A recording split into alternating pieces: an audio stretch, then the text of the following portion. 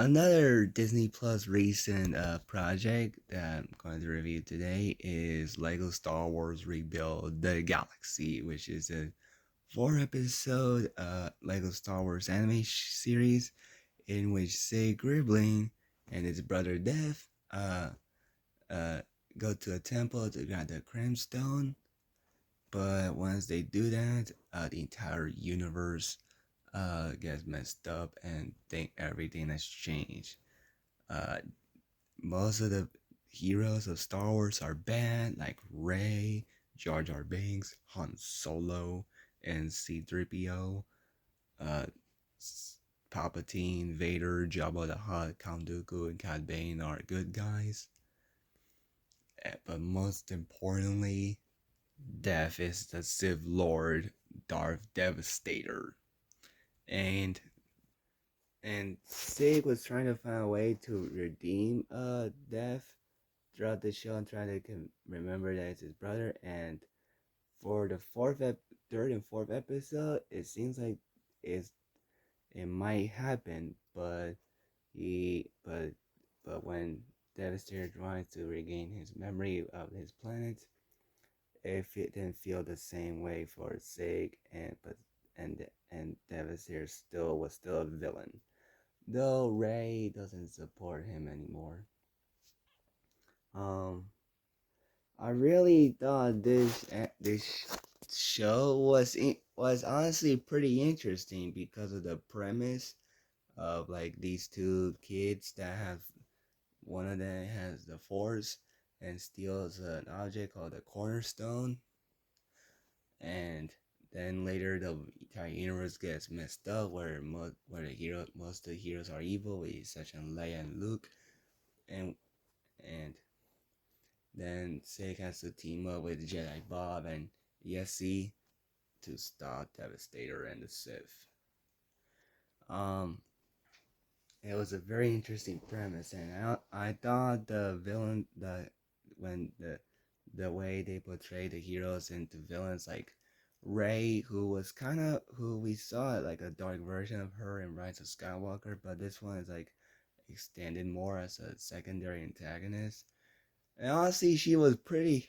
Honestly, kind of has her moments in this movie. I really thought she made for a very interesting villain. Honestly, Devastator was kind of an interesting villain because he starts off as this villainous, sinister villain, but then kind of becomes more tragic and kind of like trying to like having a hard time having a change of heart when he is believing that Sig is his brother, but still an evil villain inside of him, on the outside of him. And I really, I was not surprised that Han Solo, like, I was, I mean, I did not expect that Han Solo would be a villain because I feel like he would be a good guy in this, but I guess because he was jealous of that Leia now has someone else besides Han Solo, he joins the dark side and betrays them while they try to rescue Yoda, Mace Windu, and General Grievous. And I mean, he didn't do much as a villain. And same goes with C-3PO. He did one big ship chase at episode 2. It was. I thought Jedi Bob was an interesting character. I should probably start talking about the animation because this is not like the previous Lego Star Wars project because it doesn't have a CG feel to it. It doesn't feel like computer animation. It kind of feels like stop motion that like you've seen in like the Across the Spider-Verse Lego scene or a bunch of YouTube videos like the Mortal Kombat fan Lego trailer or um the fan made Lego Spider-Man Across the Spider-Verse trailer. That reminds me of that. It kind of feels a little bit like piece by piece also. So don't expect the animation to look like the ones you've seen in the Lego Star Wars clone movies like Jack 14 or the Freemaker Adventures. But I thought the animation was pretty good because it has more of a Lego feel to it and stop motion feel to it, and the character movements and designs still look really good. And with Jedi Bob, he's supposed to look like a classic old Lego Star Wars minifigure. He does look, and his beard's kind of messed up, which I wouldn't be surprised if it represents like how he's based on an old Lego Star Wars minifigure. For a second, I thought he was like an old like Obi-Wan Kenobi, but it's actually a new character called Jedi Bob, and he was a very cool character in this show. I really thought he was very cool, and yes, he was fine too. Um,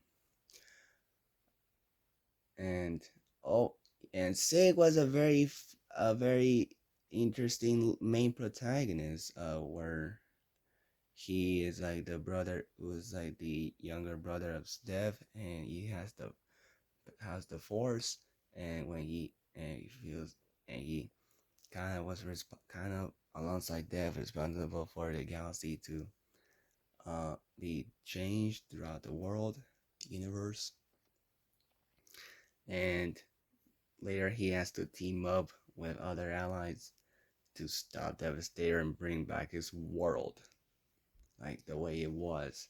And his journey as a character was honestly pretty fun, honestly. Not gonna lie. Um I was uh I thought Luke was kind of funny. I did thought I like how Mark Hamill reprises his role in this, and how he's kind of like a goofy cheater, but is still willing to become an ally and become a hero, a good guy. Um, I should probably end this review with talking about that ending that just kind of lost me. Um, where Ray, after moving on from Devastator, decided to find a new member, find convince someone else to be with them, and none other than Mandalorian and Baby Yoda. Except Mandalorian is actually Landalorian, which is kind of funny because Maul is kind of like the Lando of in this show, but now Lando is Mandalorian, which makes me wonder who is Din Djarin in this show in this universe. Um, and Baby Yoda is kind of like evil Baby Yoda. He still looks similar. He looks exactly the same. But it makes me wonder how is this gonna continue? Is it gonna be like a 2-part season one, or is it gonna be season two?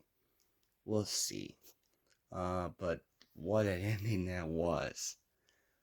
But overall, Lego Star Wars Rebuild the Galaxy is a watchable 4-part series. It's not so long. So let me know in the comments below your thoughts on it. Peace out. Bye. Oh, and by the way, I also love how they made Jar Jar a bad guy, considering this was something that George Lucas thought up, but Chris scrapped it, and something that was kind of like something that people kind of made a meme joke about it since they hate Jar Jar, and I love how they did that in this show. And he was more entertaining this than Phantom Menace. He really was.